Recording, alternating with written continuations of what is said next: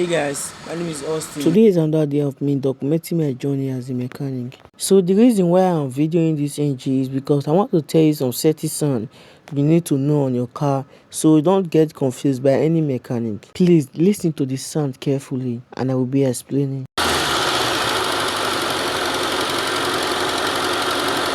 One, there is one sound you were hearing like tapping. Ta ta ta ta ta ta ta ta. Go back to the video and watch it again. That's the tappet cup. It doesn't affect anything. Sometimes it's because you don't service your car on time. Maybe you service your car 2 months and 1 week, then you now increase it 3 months. Maybe the oil may have been due or stiff to the tappet cup. When you change your oil, the sound will stop. If the sound doesn't stop, then you know your tappet cup is bad, then you change it. Listen to the sound again.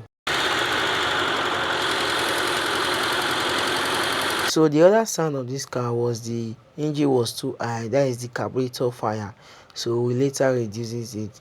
Please, thank you all for watching this video. Thank you all for always supporting me. I love you all. Please share and support this account.